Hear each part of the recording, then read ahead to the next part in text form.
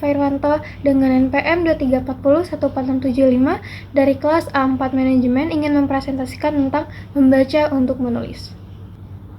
Membaca adalah memahami tulisan dan makna di baliknya, serta mengenali huruf, kata, kalimat, kemudian menafsirkan dan menganalisisnya. Menurut Anderson ada 7 tujuan membaca, yaitu yang pertama itu memperoleh fakta dan perincian, yang kedua itu untuk memperoleh ide utama, yang ketiga mengetahui urutan atau susunan struktur karangan, yang keempat itu adalah menyimpulkan, yang kelima itu mengelompokkan, yang keenam menilai dan mengevaluasi, yang ketujuh memperbandingkan atau mempertentangkan.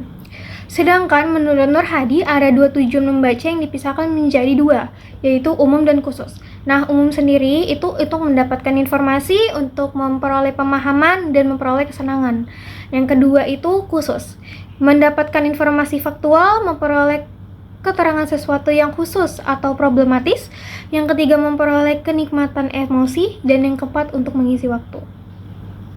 Jenis-jenis membaca. Jenis-jenis membaca itu dibagi lagi menjadi 5, yaitu membaca nyaring, membaca dalam hati, membaca cepat, membaca rekreatif, dan juga membaca analitik. Selanjutnya, itu ada proses dan teknik membaca. Itu dibagi lagi menjadi 4. Yang pertama itu baca pilih atau selecting, itu membaca bagian yang penting namun bertahap.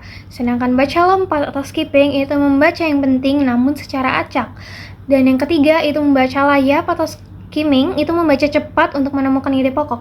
Sedangkan yang terakhir, baca tetap atau scanning, itu membaca dengan cepat namun fokus dan merata, dan mereka membacanya dalam hati. Selanjutnya ada keterampilan membaca. Yang pertama mengenal aksara dan tanda baca, yang kedua membangun kolerasi aksara dengan tanda baca, yang ketiga memahami makna aksara dan rangkaiannya, dan keempat membangun intelektualitas diri dalam kemandirian. Membaca untuk menulis adalah kegiatan membaca untuk meningkatkan keterampilan menulis. Hal tersebut bisa dianalisis dengan melihat bagaimana ia mengembangkan keterampilan membacanya. Dengan mengoptimalkan keterampilan membaca dan menulisnya, maka meningkatkan intelektual seseorang. Hambatan membaca, yang pertama itu rendahnya motivasi, yang kedua sulitnya berkonsentrasi, dan yang ketiga lemahnya komitmen diri. Sekian presentasi saya. Mari lestarikan bahasa Indonesia dengan menggunakannya setiap hari.